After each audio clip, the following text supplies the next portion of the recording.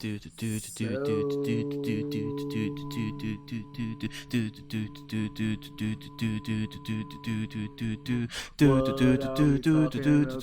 today?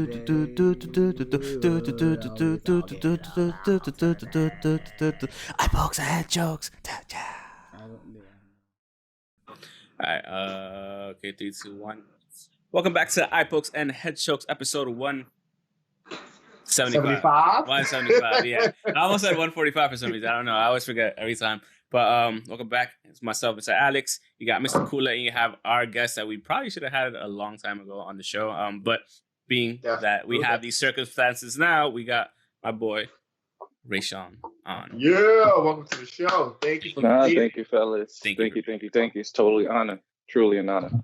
I guess it's actually easier this way to do it because of the fact that, Skype and all the shit that's going on. So, this makes it a lot quicker and a lot easier. You don't have to come all the way from Brooklyn or vice versa or meet in the city and whatnot. So, it's a good thing. But it's funny because, yesterday he hits me up during the Jeff Hardy match.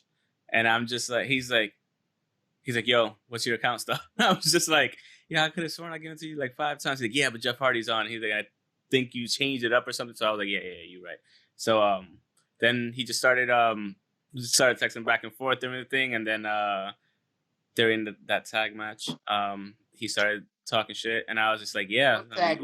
I was like, you want to come on the show and talk shit about it? Because I was wait, though. What tag match? Because was that really a tag match? What are we really talking about? We'll get to it. I'm just saying. Because I didn't even see that, but I appreciate whatever that thing was.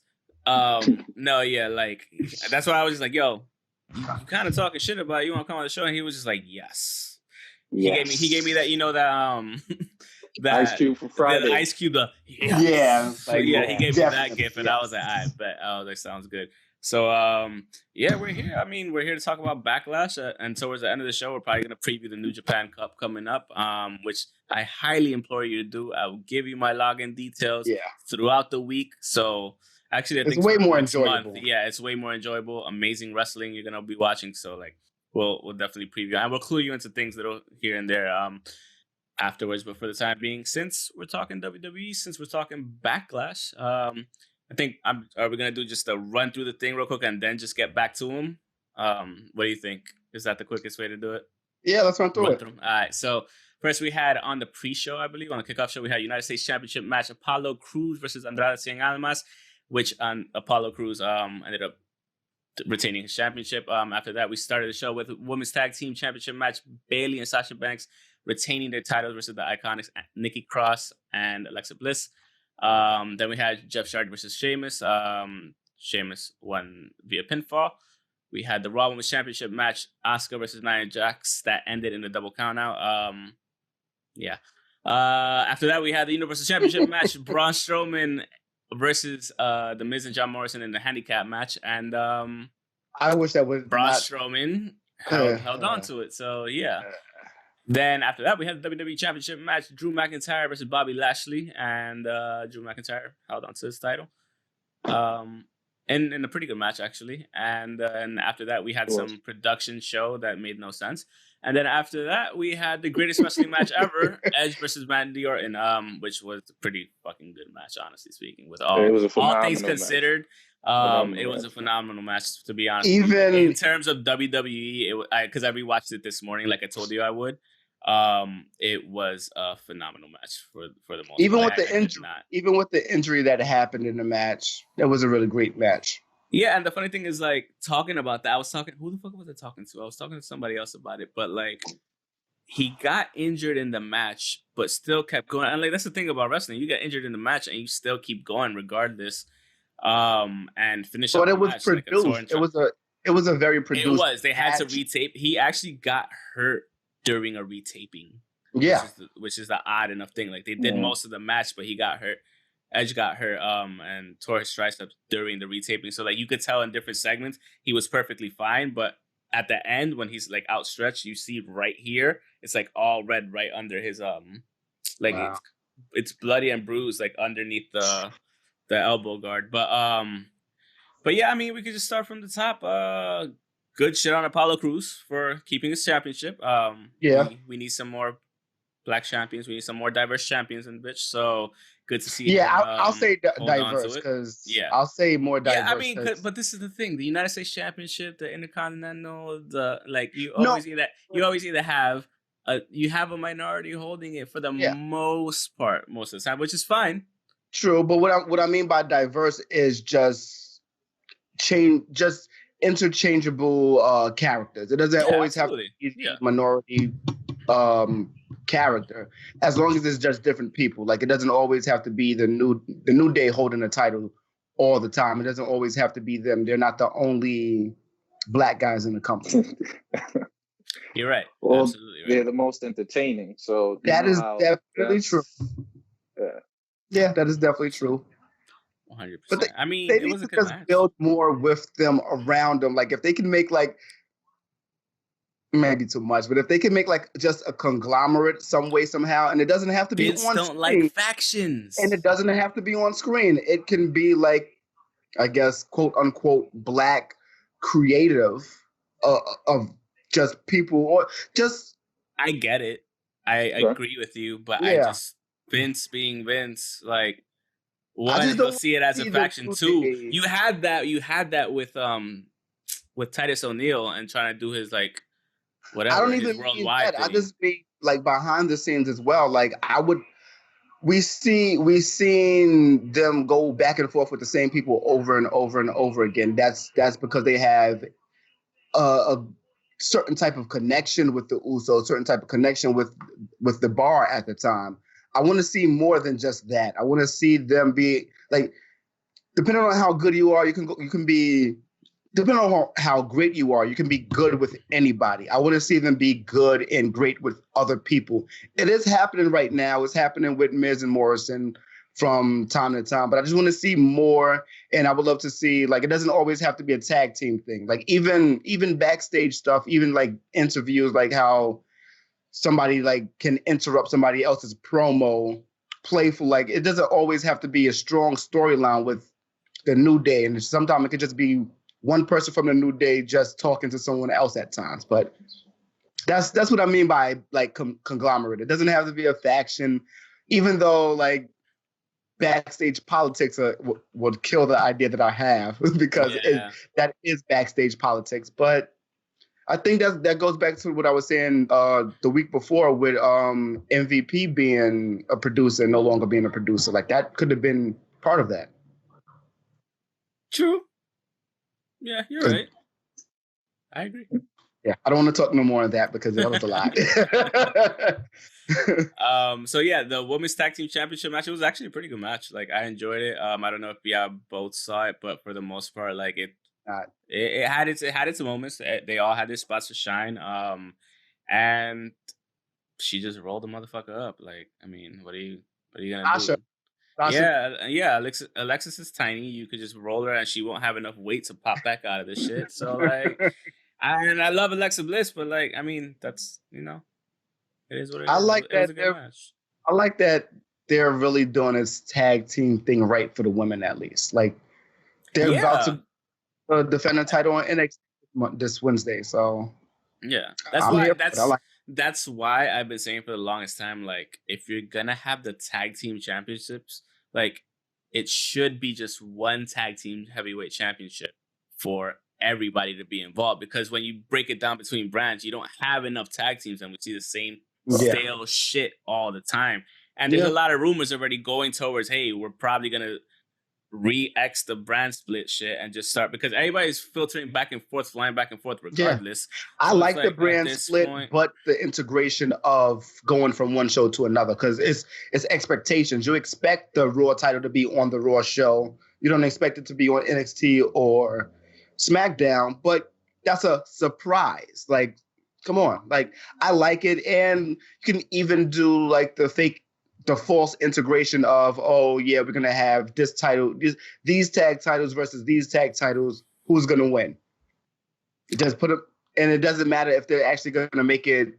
They don't unify it, but have them defending on multiple brands. I think they should, because if you're gonna have them defend on multiple brands, what the fuck is the point of having two different tag teams. You know what I mean? Because like, Right. like look at the women. Like they could defend it on whatever brand they want that has a tag team that's willing to go up against them. It's a smaller batch of female tag teams, and that's the point I'm making. It's a smaller batch, and they're doing it. You have a bigger batch of. You say it all the time. There's so many unused tag teams that talent. You see tag teams and talent. Same shit. Like you only see so many tag teams. You see the same 3 tag teams on both shows. Yeah. There's more than that. So like, why not just make it one tag team and have them all go like the women do? It's easier. It's better for business overall if you have the New Day or whoever, like the champion, be on SmackDown. Yeah, show up in NXT. Give the NXT guys a shot. Why the fuck not?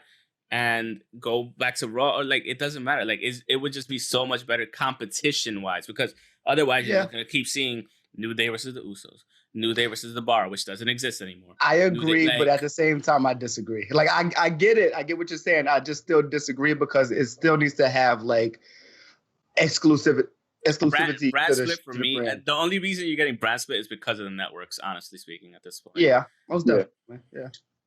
That's well, only SmackDown is the only brand on a different show, honestly.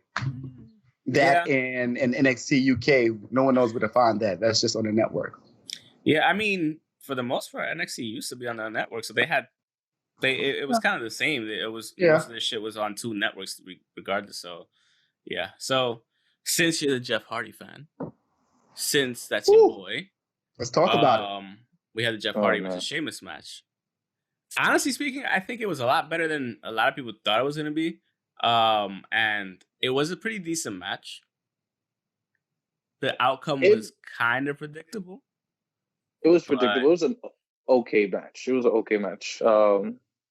Like I said, I love the setup of it. Obviously, they talked about the whole alcohol situations for years and years now. But, you know, the whole setup, the car situation, him being knocked out, I was like, okay, I can see the nice little build up into Backlash. That's phenomenal. That's old WWE. That's typical WWE. Yeah, it was a better build up than I initially thought it was.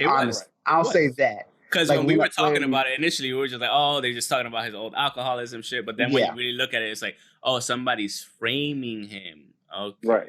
That's like I did like that part, but at the same time, we've been there, done that. Like that's even still, like, that's kind of like the Rock, Rikishi, and Stone Cold situation. Yeah. But I can deal with that because it's been so many years removed from that. But at the same time, it's not that many years removed from the last alcoholics drug storyline for Jeff. Like, that's really my only problem. They keep beating a dead horse. Like, we've done it twice in this WWE run and once before in what I think 09 to 11 with CM Punk. Yeah, but they killed my guy career, man. That's a whole different topic right there. Yeah. But yeah, like I didn't really watch the match. I really didn't want to watch the whole pay-per-view. Like, man, what's this Jeff Hardy? You have to tune in. Even though he did miss a step, you know, it's not the same Matt that we'd have seen at MSG doing a swanton off of the 90-foot ladder, whatever it was. Yeah. It's not that Jeff. He definitely looked like he missed a step, but it looks like he's just not into it no more. He's probably tired of the storyline. He's probably ready to, you know, go to another brand. I think that he hates the fact that everyone hates it. Yeah. And the thing is, like, at the same time, like we were talking, like when I told you via text message, like he was initially supposed to, his contract was up at the same time Matt's was. But the problem he got injured. He got injured. So they were like, oh, you're going to have to, you know, play out the rest of your contract. So it's just like.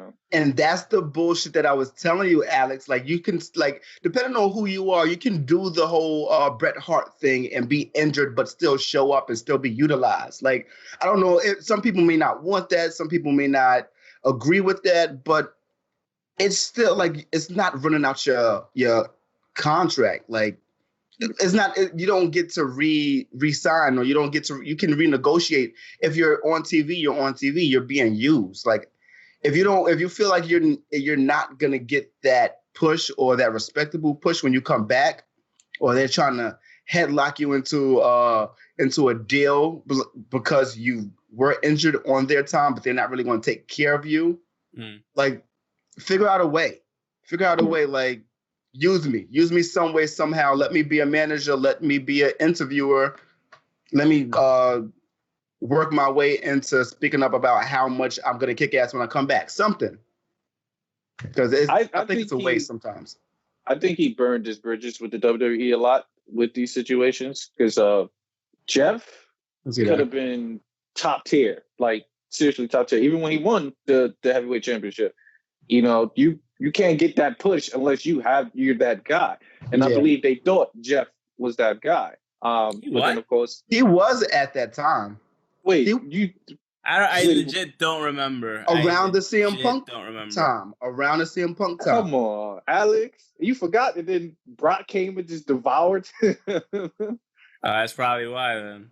Yeah, that was early. That was like around when he had the IC title and he rolled up Triple H, and it was a big surprise. Like he was on a real push before he went to TNA. And he took a while to go to TNA.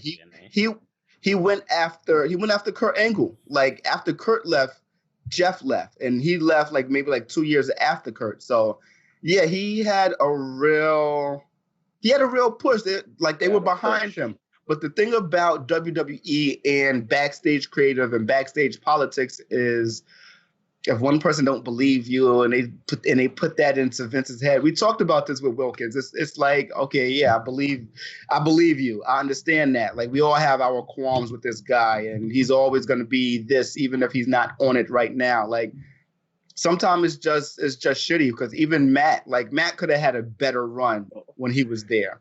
They gave him kind of a run, but they gave him a run when what was it, the V1 something? What was he doing?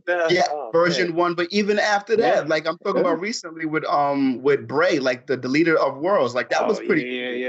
Yeah. That was pretty cool too. So like, but we talk about how much they should have on the Broken Universe and called it the Woken Universe and things. So like, they could have done a lot with a lot of people, and that's just prime examples right there.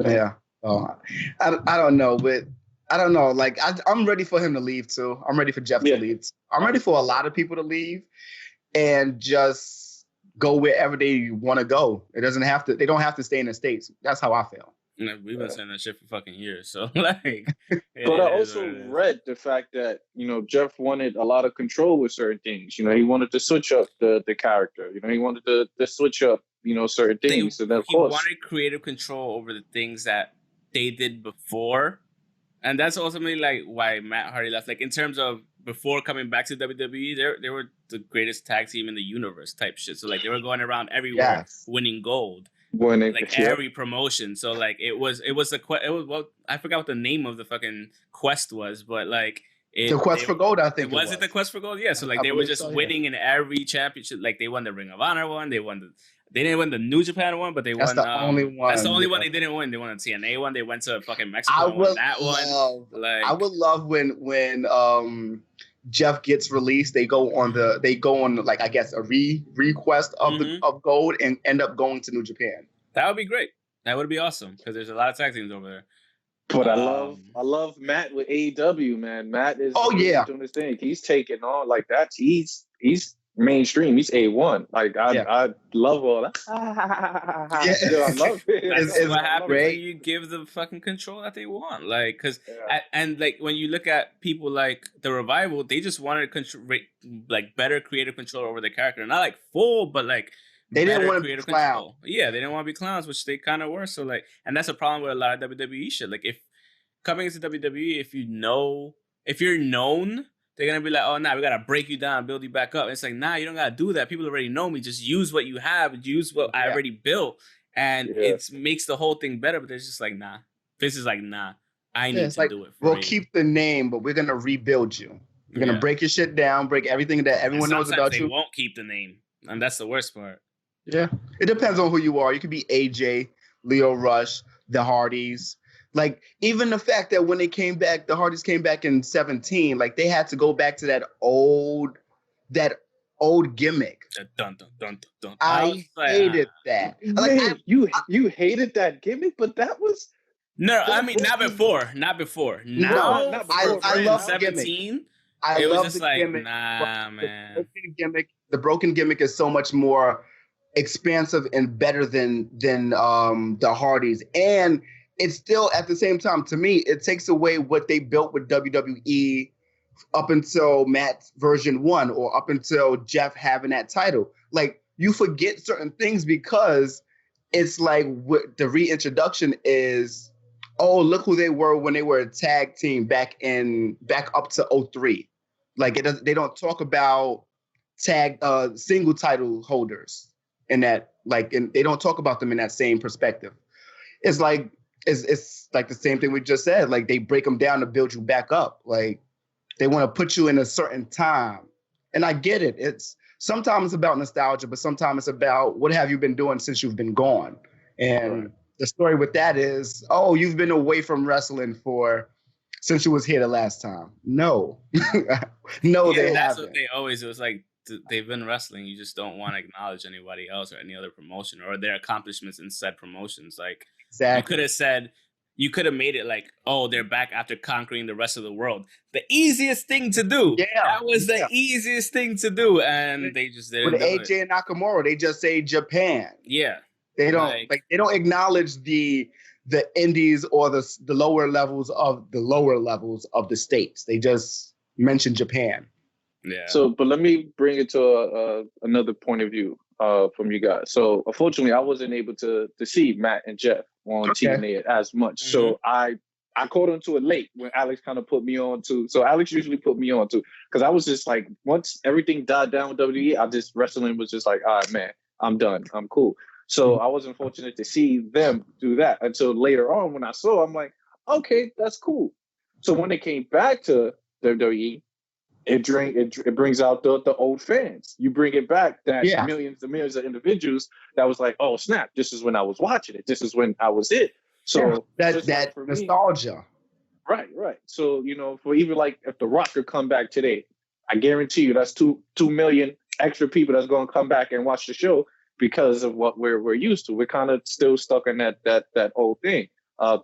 Tell you the truth, I'm still stuck in the old thing. Everybody, so that's a lot of people are. A lot of people are, especially when it comes to the name of WWE.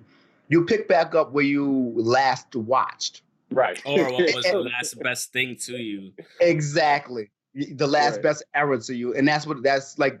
Even what you're saying that with The Rock and the Hardys, like, it's about nostalgia. You don't equate anything of that last couple of years that you didn't watch, or if you didn't watch wrestling at all and you know nothing about even the indie version of it or just other big promotions, it's just WWE. Yeah.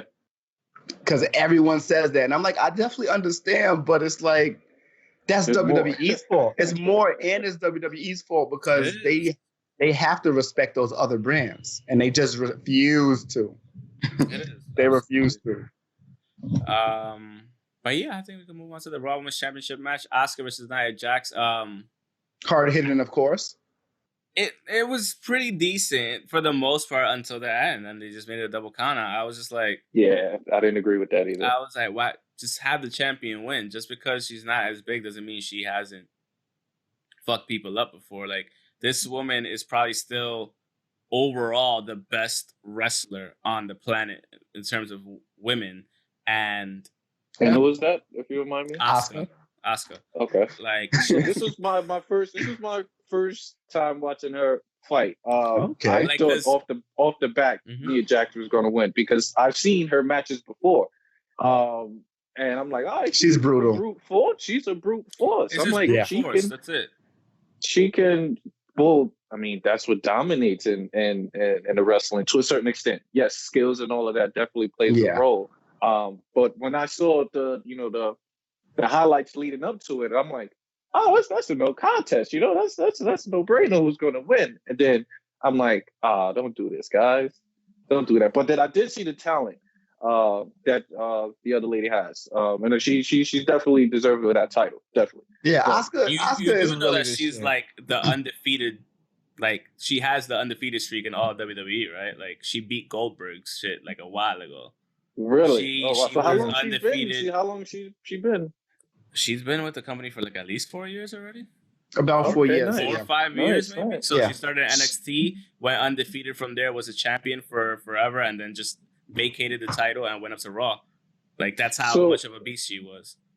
But this is my horrible mentality. So when I seen her get up with the things and everything, so I'm like, all right, what we got a gold dust or we got the boogeyman type thing. So it's like, that's what my mindset hit. And I was like, all right. It was a complete like, all right, cool. You know, that's how it was. That's how my mindset kind of registered. One thing I like about that is that they are slowly and surely integrating other cultures into WWE. That's one thing I can say. Yeah, it's just taking a fucking long time. Yeah, it's taking a long time. It's happening. Specifically, like they're letting the Japanese wrestlers like put more of their influence, their cultural influence into the shit. So like all that shit that she has on her entrance, because they can go anywhere else. That has to do with the culture over there. Like that has to do with and they have a huge following. Like if you watch New Japan. Yeah, and you watch anime, you watch Dragon Ball, so you know about this. So like, if you watch New Japan and you watch a match, it plays out like an anime, like legit plays out like an anime because that's how the storytelling is, and so you'll understand it once you actually get to watch it. Like after I give you the logins and stuff, like you'll really get it. You'll be like, oh, okay, that's why he watches them. That's why he wakes up at 5 a.m. to watch it sometimes. Yes, that's why I wake up at 5 a.m. to watch this shit. So like it's a pretty big fucking deal, and like she was the superstar in the female division over there in Stardom. Like she was the huge beast, and then they brought her over. Then wait. You have to say that she had intergender matches with. Oh yeah, she had intergender matches with dudes motherfuckers from Japan and bloodied. Both of them, dude and chick. She was a fucking savage. I mean, she is a savage. Period. So then after that. Even also you have to certain accolades you have to mention when she's in WWE. I think first Royal Rumble winner for the women. Yeah. Second Money in the Bank winner. Yeah, second Money in the Bank winner. So like they're giving her a push. Another like they really tag team champion as well. Exactly. They fuck with her. So the thing with her is like after that she came here, and then Kairi Sane, she was the next one up. She was the hot shit in Stardom. Then they pulled her over here. Then again with Io Shirai, same thing. She was one of the best ones for the last 2-3 years in Stardom. They were like, we need her, bring her. Like so, like there's a division, and yes, they might be small, but they be fucking people up because Japan don't be playing that shit over there. Do these girls have like their own unique style, their own unique thing? Because remember before you had Lita was in a league of her own. You know, Trish Stratus had her own feel to like total dominance. Yeah. You know, stuff like that. And you had China that Phoenix, everybody had like China was a beast. Yeah. Yeah, everybody has their because for example, Asuka, if you couldn't tell, she's like more of a striker. She's a more like in your face, like I'm gonna fuck you up. Kairi Sane's more of a high flyer. I wouldn't say high flyer, but she's more athletic than both of them for the most part. Okay. Yeah. And Io Shirai, she's kind of the balance between striker and wrestler, and she could pull out some aerials as well. So like she strikes that perfect balance. So like each holds their own pretty much. But no, yeah, I was just disappointed by the ending. I was like, really, double count out on a pay-per-view for the women's championship after Becky Lynch leaves? I was like, doesn't look good. But I get it. I get it because they didn't want anybody to really lose. But I'm just like, but she's the champ. Let her defend her title clean the first time, like, you know.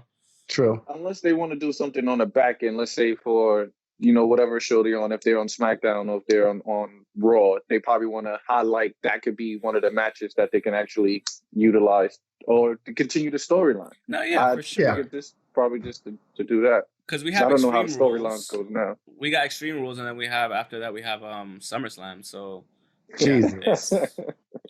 Yeah, so well, that's another thing that we also spoke about, the oversaturating of things. Like when I used to watch it, pay-per-view matches was every 3 months, every certain thing. So the storyline developed, you was into it. And then they probably only fought maybe once before they actually fought. Other times was they either jumping in, cutting somebody promo short, beating them backstage, stuff like that. And it was the build-up. And you felt like, oh yeah, he really had this animosity to him. You felt it. You believed it. You believed it. That was the thing. When you only have 3 weeks to build a pay-per-view, it's just like it's not enough time. Even if they cut in half, like if they have one every 2 months, that's enough time for everybody. Like the wrestler can heal if he's hurt, so you could sit him out, but you could still continue to feud in other ways. So it's like it's oversaturated. I discussed this with you so many times at work where I'm just like, it's too many pay-per-views. It's like, it's too. If you don't have the WWE pay-per-view, then you're like bombarded with an NXT pay-per-view. So like either way, you're still getting a pay-per-view regardless. And it's just like, I need y'all to slow it down just like a little bit, but it is what it is. Everybody knows it's oversaturated, so that's why like pay-per-view quality isn't as good as it used to be. The one thing that I did like about this match is that no one got injured. Like as much shit as Nia Jax gets, she hasn't injured. Well, I can't say in a while, but this match on the pay-per-view. I was about to be like, that shit was 2 weeks ago. It definitely was. It was 2 weeks ago. She split Shorty head open, but on the steel steps. Sheesh. And they edited out the actual blood. Like after a while, like sometimes it's necessary, sometimes it's not, and I get it. I don't know. It's kind of weird for the women sometimes, but I mean, I'm all in it. I'm all in for everything. But I read it's really the network. The network has the issue with that. And the only way if they want blood is if they plan it. If it's not, then that's when it's just like, all right, what's going on? But like shit, the surprise is better sometimes. Oh, surprises me. Like shit, if I'm a wrestler and I'm bleeding, you better utilize that shit. I don't need to be bleeding in vain at all. Like nah. Like I will be upset.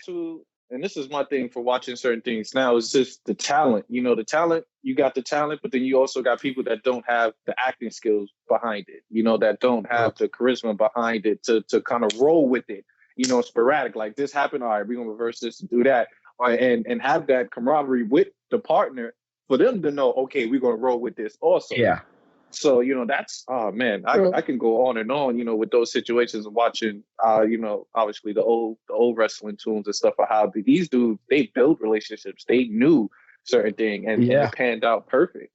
Yeah. Like even if you didn't like each other, like you at least try to get it done in the ring. And yeah, like that was the one thing before. Now, like it's just, you get injured sometimes because you're too strong or... Yeah, just too careless or whatever the situation may be. Yeah, but see, they should use that to her advantage, make her a bigger star. Like this is what I do. I'm a brute force. They kind of are. They're trying to, but then she keeps injuring people and or getting injured herself. So. Well, she's a big chick. There's a lot of weight on her knees. She got to keep getting surgery on those. No, I get that, but I'm talking about I don't care about that. I just care more so about protecting the other wrestlers. Like that's the best wrestlers protect everybody else. So like I said, you've never seen The Miz injure somebody. You've never seen like The Rock injure somebody, or I mean he might have, but whatever. But like specifically, like for example, great example is The Miz. No one talks about it. If it has, if it's happened, I don't know. That's the great one, right? CM Punk, like he never hurt anybody. You know, like he hasn't.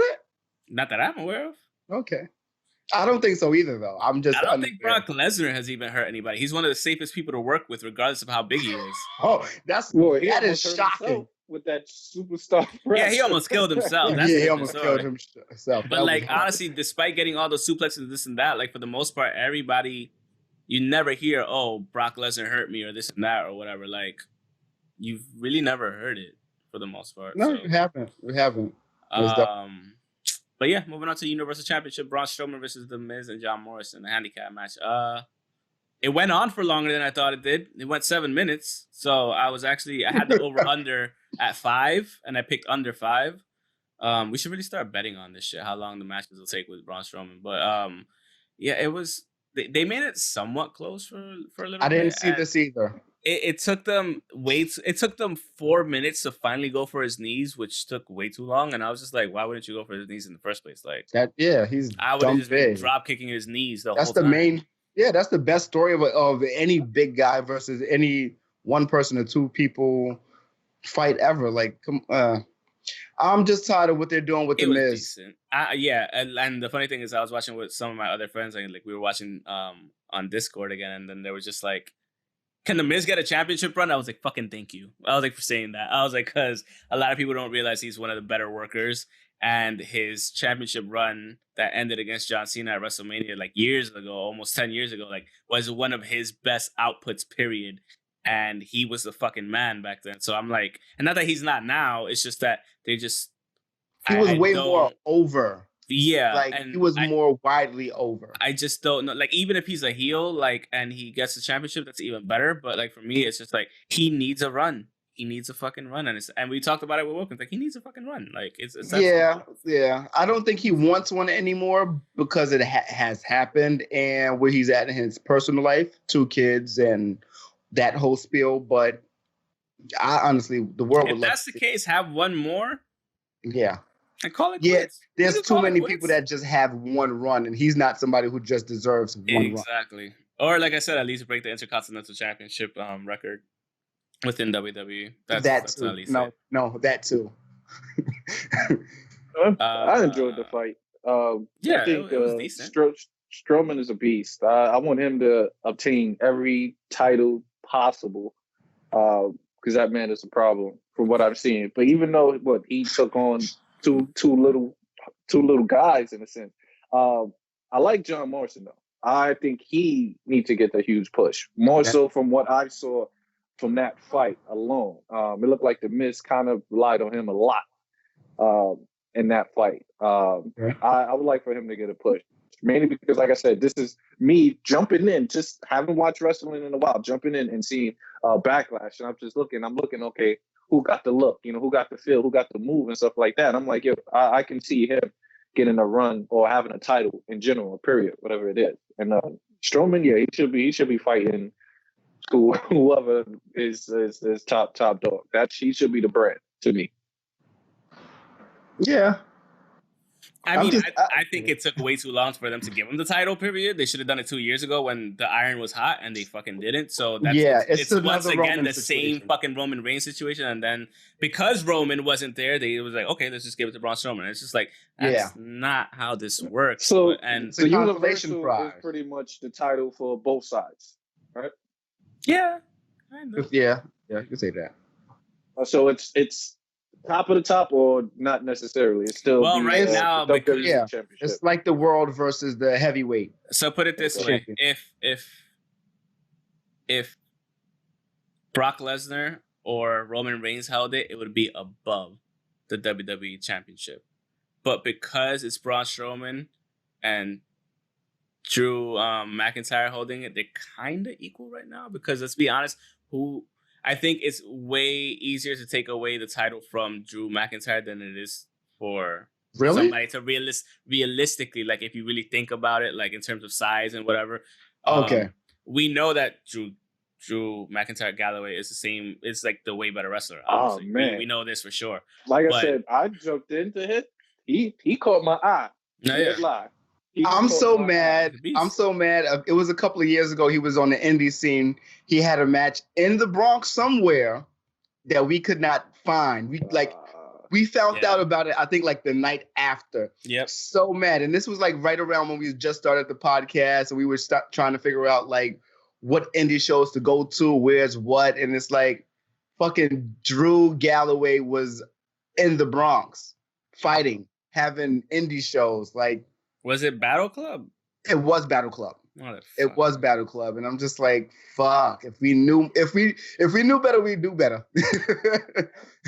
Like, it was just timing with everything else. But that's one of the biggest missed opportunities, at least for us, that I feel like. Because I would have loved to see that.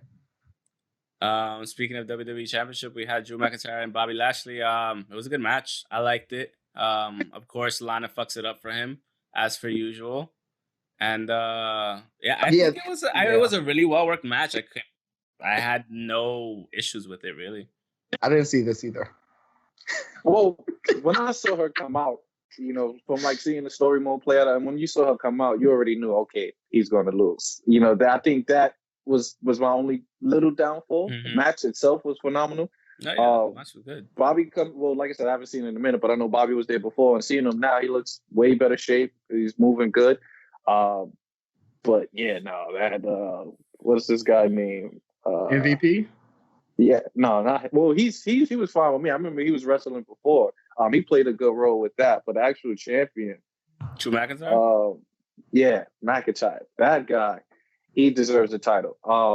Just from how he carries himself, his tone, his voice alone was like, okay, he needs a mic. He needs a mic. Like, this is good. Give him more, and let him pretty much go off. And I was just like, all right, it's good with that. I like his attire, as well. Jackie was pretty smooth. So those things kind of caught my eye. And his fighting style, it was good. It was good. I definitely enjoyed that fight. I might have to go back and watch that because I've been watching the build up between MVP Bobby and Lana, so I knew if Bobby was going to lose, it was going to have to do with something with inner turmoil with that clique. So, like, I'm a little invested. So, like, that'll be the only reason why I have to go back and watch it, and because I know for sure. It's 8:00 right now. I'm not watching Raw. I'm not watching Raw.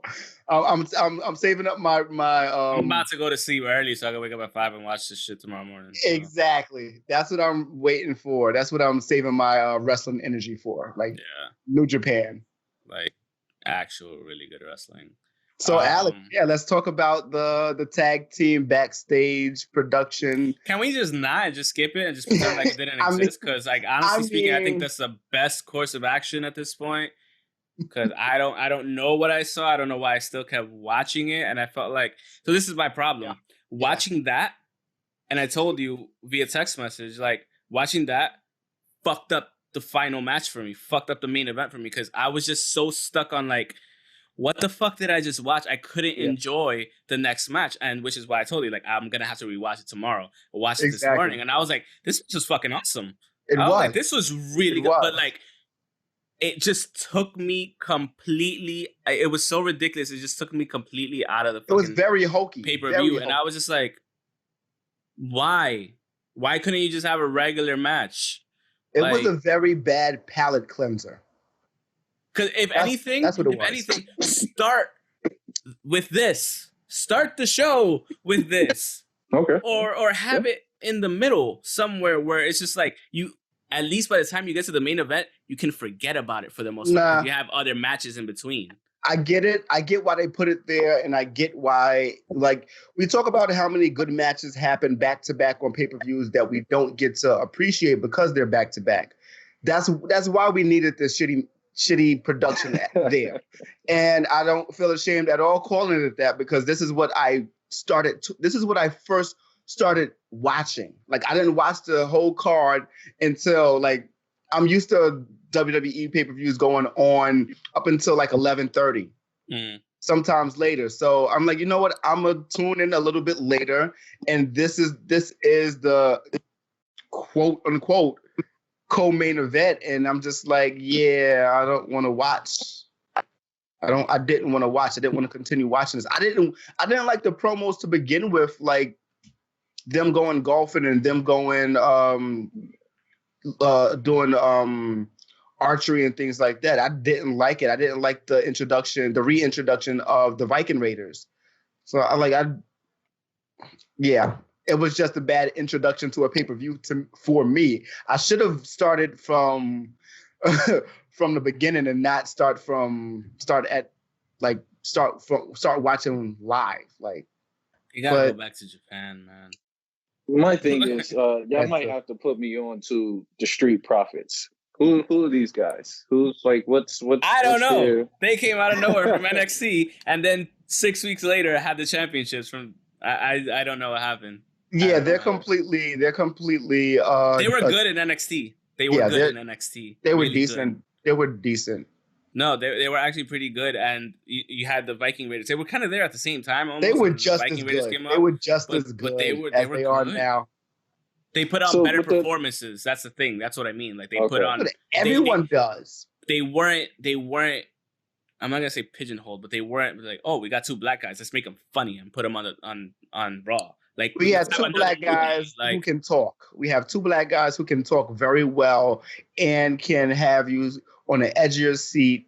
And they're great because they've been hosting a lot of pay-per-views. They've been hosting Raw and okay, no, not SmackDown, but they've been hosting kind of Raw shows weekly, so they can do it. They're good on one is better than the other as far as being good on a mic, but they're good. They're really good in the ring. They're a good tag team. They're better than decent. They mesh well.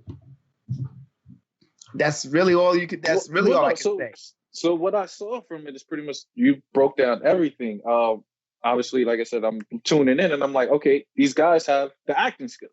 They have like all four of them together. Like, I mean, of course, it was bad acting, and it wasn't bad acting, but it was just the writing of it was bad. The writing is a fucking the writing was bad. But it's Disney. It is Disney.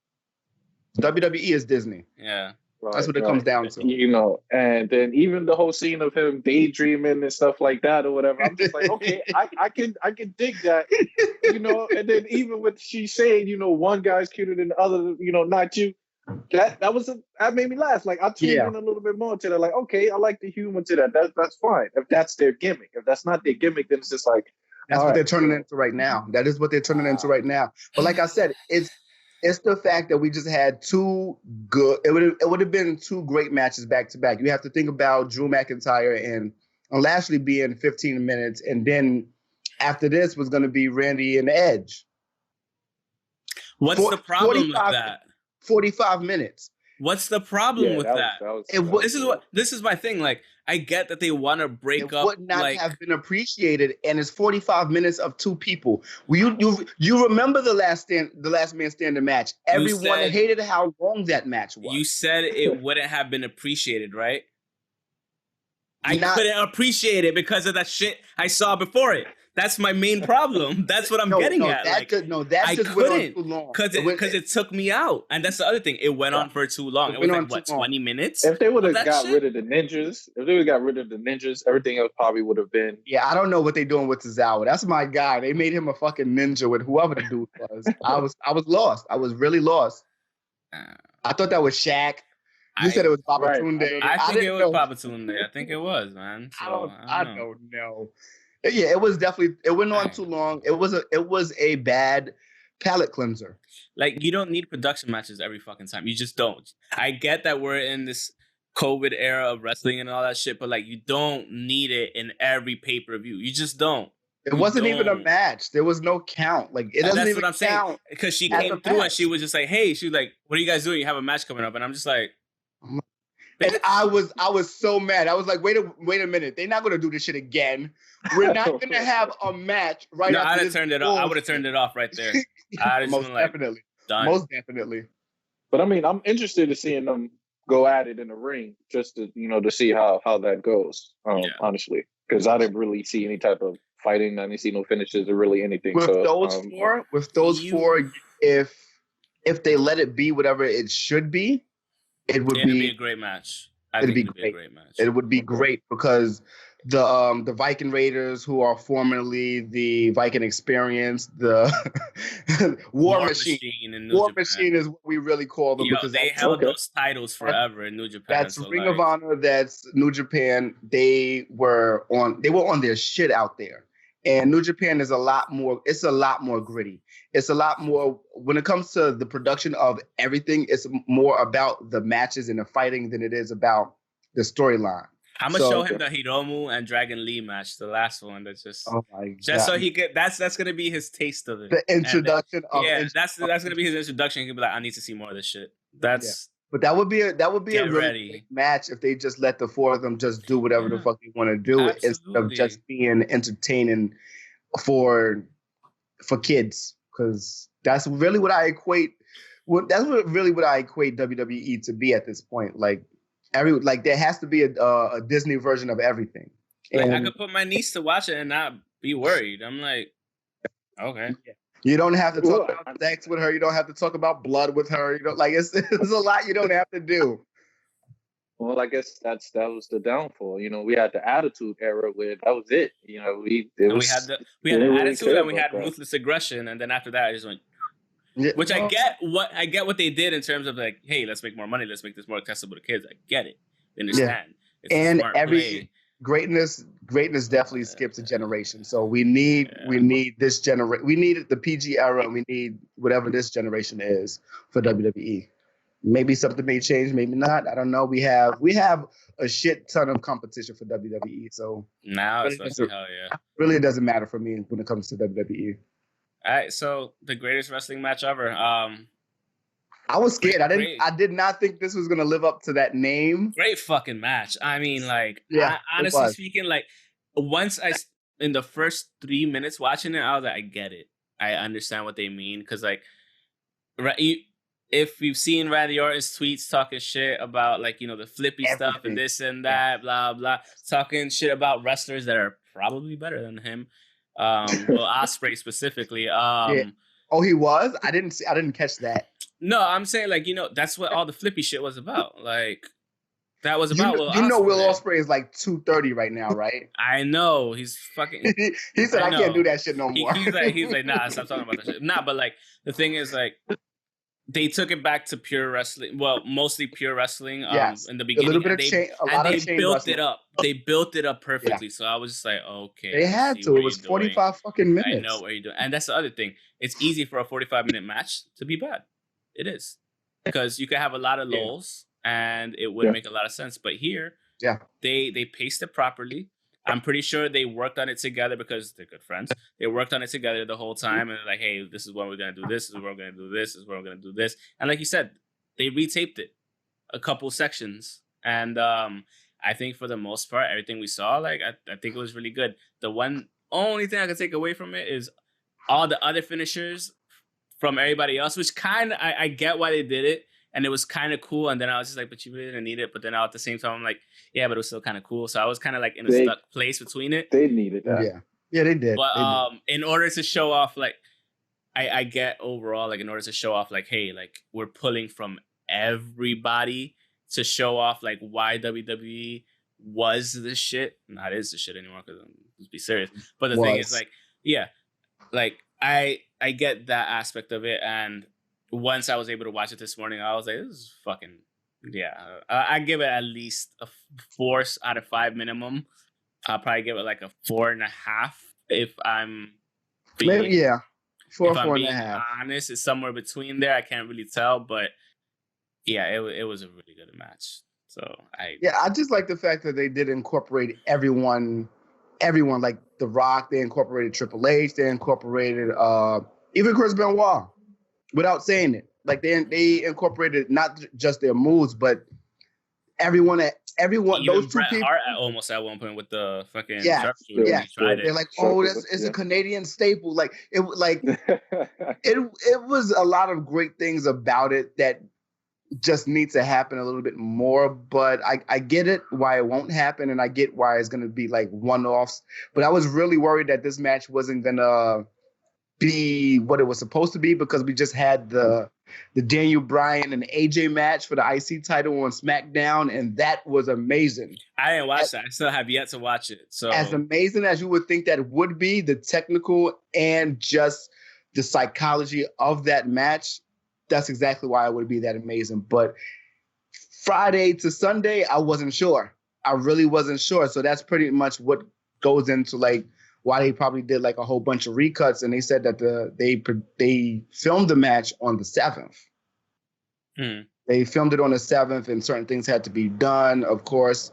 But it was surprising to see that Edge, not to see that Edge can still keep up, but because he's been off for a while, even after the WrestleMania match, he hasn't had a fight since then. So because he has 4 contracted matches every year, that's what it is. Like that's what's under his contract, and I think like 10 appearances. I forgot how many appearances, but he has to wrestle 4 times in the year. So this is his 3rd time, technically. So because you had the Royal Rumble, you had Mania, and you had this. So it was supposed to be at SummerSlam, I think that they were going to redo it, but it's more looking like Survivor Series now because of the of the issue Bicep? of the injury, the Tricep injury. Yeah. So, but no, it was fucking awesome. What did you think about it? Hey. No, I thought it was a phenomenal match. I knew it was going to be good because Edge, Randy, they had experience in the ring. You know, Yeah. like I said, the chemistry. That's always the first thing that I kind of go back into. And Randy was my guy. He should kind of be getting that push to be up there as well. You don't think so?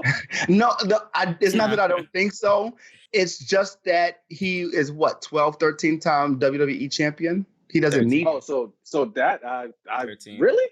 Yes. Okay, so he must have been Yes. dominant once I stopped watching it. He must have. Yes. Okay, so He was champion quite a few times. He was the face. So it was a lot of. There was a spot between 2010 and like 2016, 17 when we really started picking it up again, where like he was just winning here and there. It was a lot of gaps. It was a lot of gaps of really good talent. Like there was gaps. There were not a lot of people that they could utilize and trust for the long run. And he was there. He's always been there, so they trust him. So right. Yeah, like he is great, but there's like he doesn't he's already Hall of Fame. Right, and that's what I'm saying. He is getting older. When you see the gray beard and all that, so I'm just like, okay. He says he wants to wrestle for 10 more years. He wants to wrestle. Can. He most likely he can. Most likely he can, but should he? Is the question that we'll always ask. Well, should he? And what Flair, will he do? Flair been wrestling for how long? He's 70, isn't he? him and Undertaker needed to give it up 10, 15 years ago. Yeah. 10, 15 Undertaker should have hung it up 5 years ago. Definitely 5. Taker with that loss with Brock. I think Taker should have went out undefeated. I know y'all probably touched on this a long time ago. No, agree. But he should have went undefeated with that. I think that was really that tilted for it. I never really cared about the streak. Or when he lost, like if he lost, I didn't care about the streak. I didn't until they made it a thing. I was like, okay, this is cool. It's a really cool story. But we're talking WrestleMania though. So WrestleMania is the So go ahead, Alex. I see the bubble. What's up? If he wasn't gonna retire after the Brock Lesnar thing, he should have retired after the Roman Reigns thing. After him losing to Roman Reigns, it was the perfect send-off. He didn't think so, which is why he came back. The thing was, if it wasn't going to be Brock Lesnar to beat him, it should have been CM Punk. Yeah. That didn't happen. So I don't think Taker should lose. Maybe that's just me, but I don't think Taker should lose. Taker didn't want it to be Edge. He wanted it to be Edge. He wanted it to be Edge, and he had to retire. Edge and wrestle. Well, I don't mind that. That's at least someone that's in his caliber. From we talking older, like that was such a good match. Too. If you could have brought Kane back, the original Kane back to fight him. If Kane would be a mayor, bro. He's a mayor now. But he's still fighting. You saw him in fucking Saudi Arabia how many times? Yeah, he shouldn't have been. That's nobody should have been. Go care about Tennessee, bro. Like, come on. Yeah, so that's my take with that. But that fight was definitely phenomenal. It was just to me, it's a great storyline, but I never felt it in my bones. Like even being able to watch maybe about like 5 or 6 WrestleMania matches before it was a streak, but earlier on, whether it was Kamala, Sid Vicious, well, not even Sid Vicious, it was Sid Justice at the time. Like I remember watching those. I remember the ones with Shawn Michaels, the early ones. Like I love the matches. I didn't care about the streak. I just loved the matches. But once they stapled it, it's a streak. And I was like, it really is? Okay, whatever. I mean, it's been a streak for a hot minute, though, because even when Edge was going up against them, there was the 18-0 thing. Before that, it was 17-0. Like, so they started counting after a certain point. I think it was after 15 they started making it hot, but it is what it is. I mean, overall. They did, but it never got, like, I just didn't really care. As much as I liked him and his 19 different personas of the Dead Man and Big E and American Badass. It's just like, okay, whatever. But, it was good writing, though. Yeah, it was good writing. Yeah, some of it was. I mean, he's a legend, and he'll pass into legends. He already is, and he'll pass into like almost mythic fucking status within the wrestling world. But like back to the Randy Orton, he could probably go another 10 years. He could probably go another 10 years, man. Randy Orton. And he should have been the one to end it. Randy should have been the Legend Killer. It would have made so much sense. You bring back the Legend Killer. Who did he really? What was the legend he demolished? Come on now. I don't know. Hogan, who still wants to wrestle today. Come on, we talking everyone that Mick Foley. Maybe it could have. Yeah, maybe he got one over on The Rock. I would have, but not at WrestleMania. That's my whole thing. Not at WrestleMania.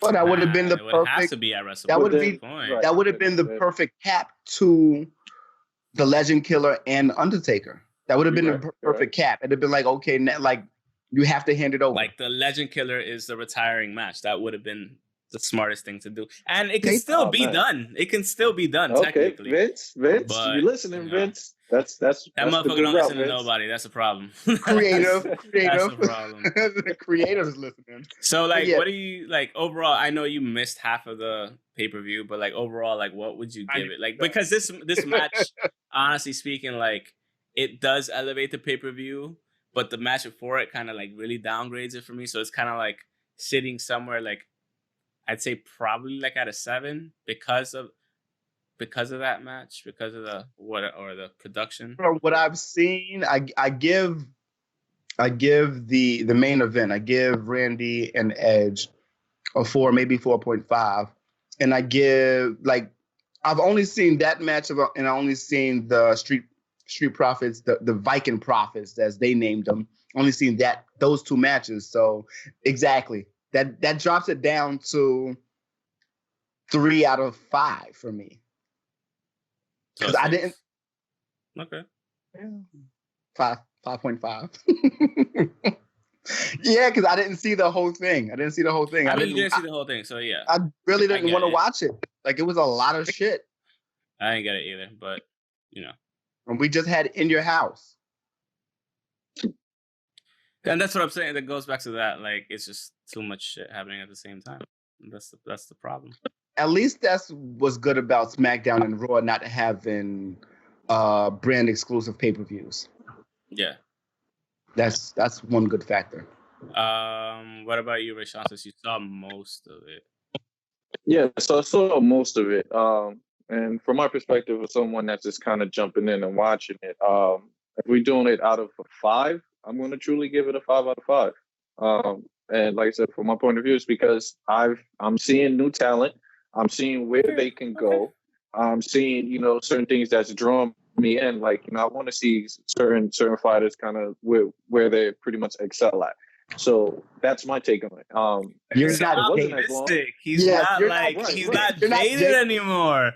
Oh my God, that's so good. It's good. No, honestly speaking, it's good to hear somebody else's perspective because like we could shit on it so much, but you coming in and saying like, yo, 5 out of 5, and you saying the reasons why and like some actually really genuinely good reasons as to why you give it a 5 out of 5. I'm like, okay. I'm like, all right. That's why I was just thinking about it. I was also, like, remember, so I was asking you guys of these characters. You're like, oh, no, these guys are good. Like, so y'all had some good things to say about certain individuals. It's just the fact that they need to be themselves or, not have that storyline that it's they kind of running with. Shit that so like they have. Up. Right. Yeah. So this is like, okay, cool. I can watch that. I can watch that. It's just if they give us the Vikings to fall over, then I'm just like, all right, I'm good. You know what it is? We're just so jaded because we've been doing we've been watching wrestling forever. We've been doing a podcast for 4 years now. So it's like, it's a lot of push and pull when it comes to WWE. Yeah. And 2016, December 2016, it still counts. So it's 3. Still counts. It's 4 different years. but yeah, it's a lot of push and pull when it comes to WWE creative. They want, of course, they just want more shock value than other brands at times, and it's so many different ways they can go with certain talent, and you never know what's going to happen. And sometimes you're more hopeful than you need to be with certain people and how they handle certain people, and it's just like, I should have known it was WWE all along. So we're just really, really jaded when it comes to their type of creativity too. Yeah, pretty much. That's really what it is. I can definitely acknowledge that. I respect it. Yeah, I respect what he said, and I respect why we look at WWE the way we do. Honestly speaking, like there's nothing wrong with that.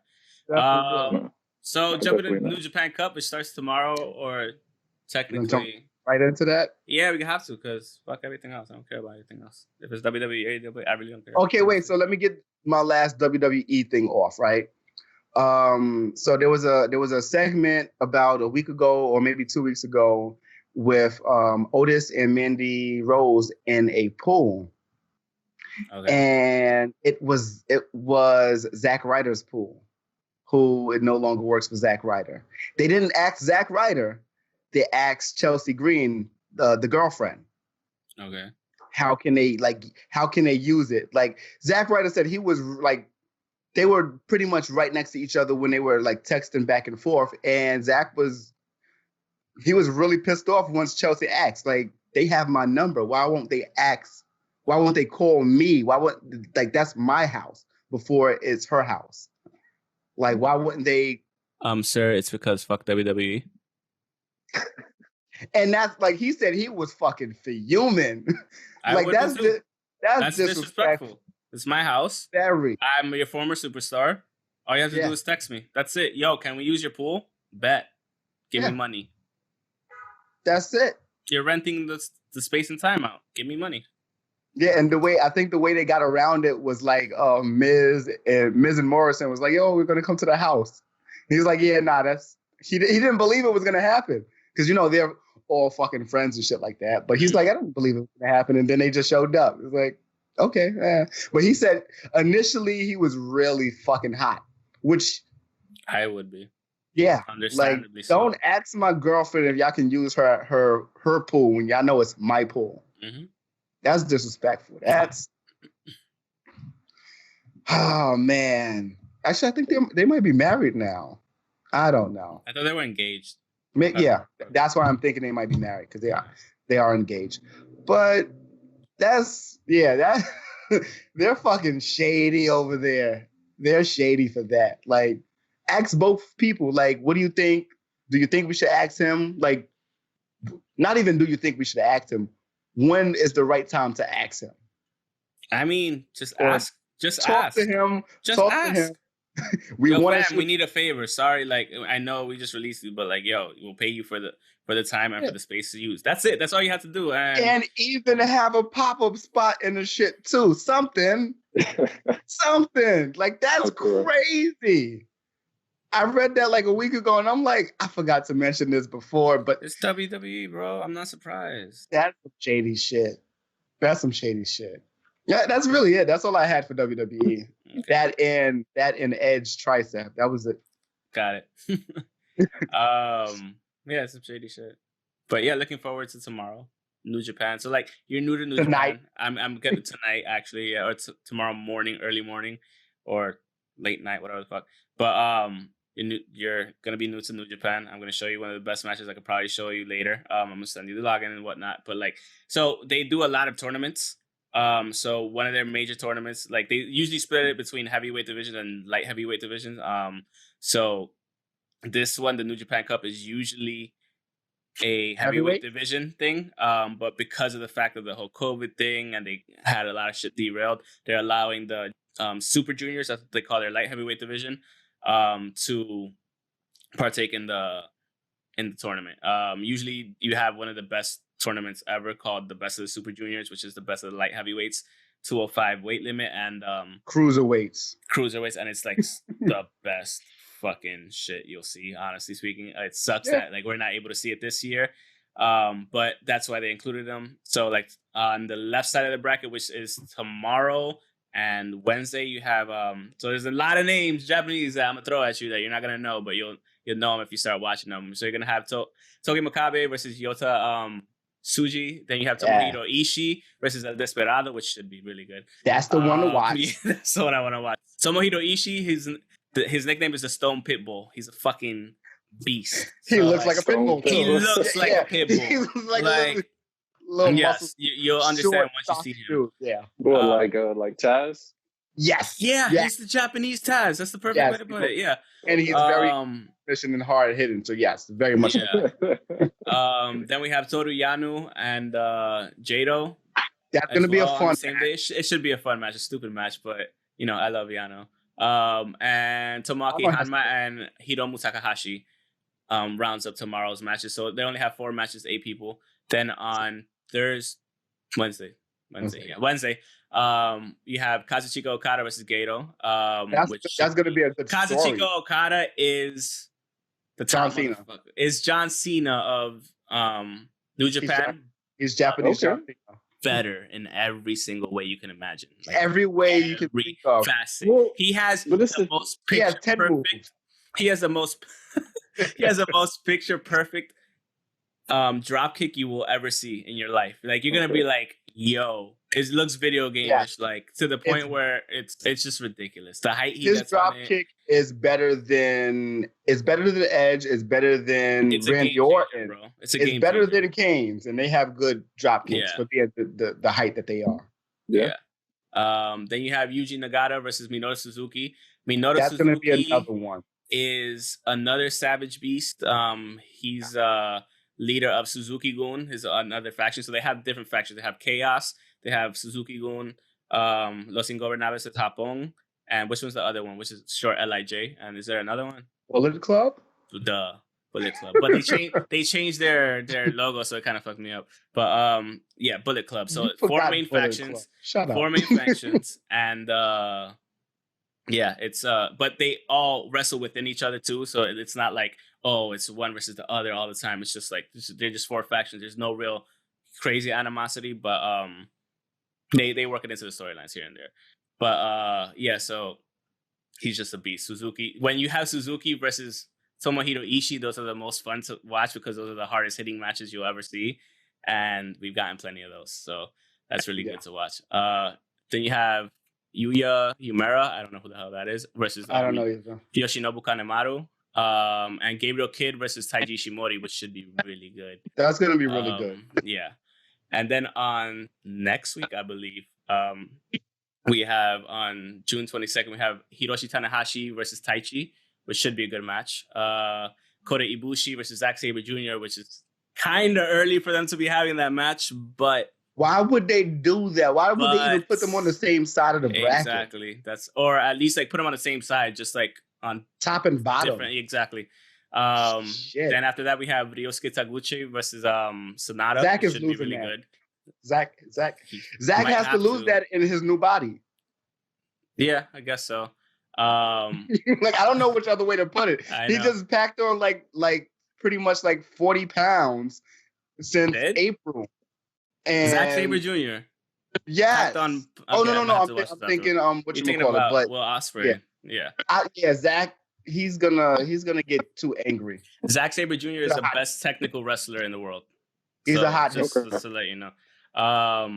After that, and then we have Sho versus Shingo Takagi. Shingo Takagi is another fucking beast. He was a cruiserweight, but then he was just like, yo, I'm too good for the cruiserweight division. So like he just like tacked on like 20, 30 more pounds, and he's just a beast. Then we have on the 23rd, Hiroyoshi Tenzan versus Yoshihashi. Yo versus Bushi. Satoshi Kojima versus Evil, and Hiroki Goto versus Yujiro Takahashi.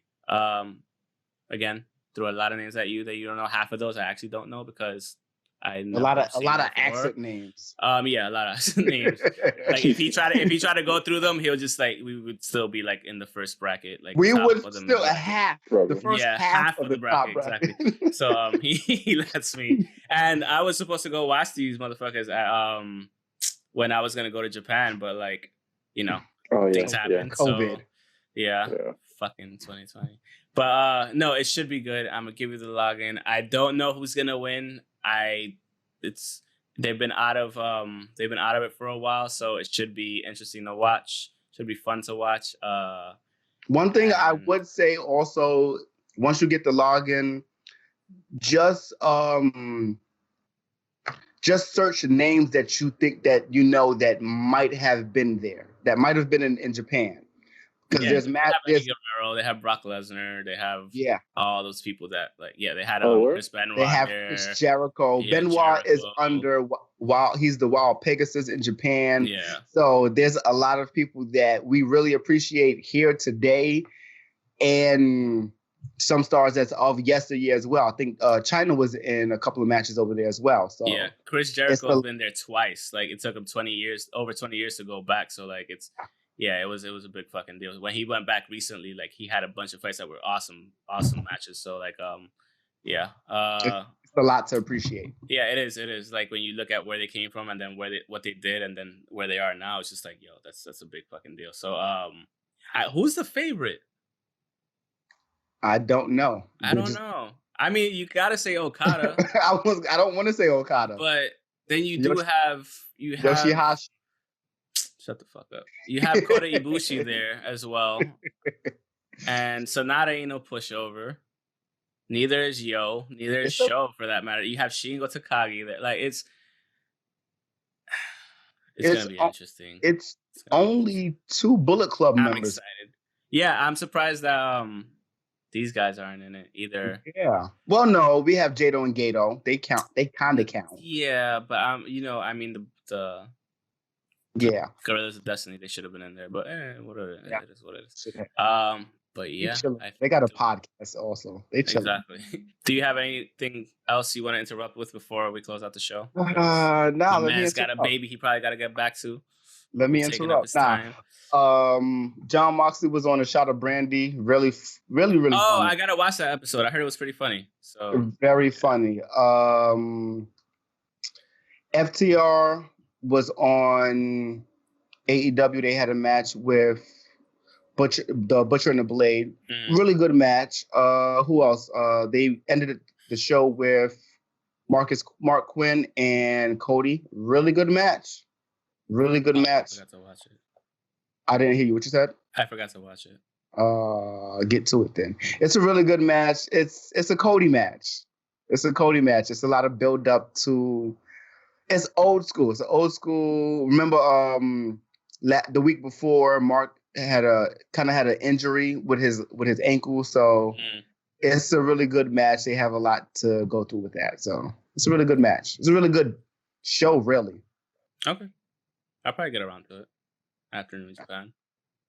Oh, and Chris Statlander is out. She has an ACL tear or something like that. So yes, another female for AEW is out. They're dropping like flies.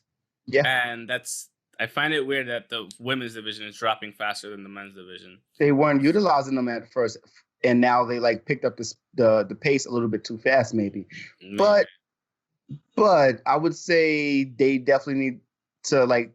Who can they work in for that? They have to work in Big Swole. They have to. They have to eventually because they're just gonna run out of people to actually work in. Who are they gonna put in? Leva Bates? Get the fuck out of here! Come on.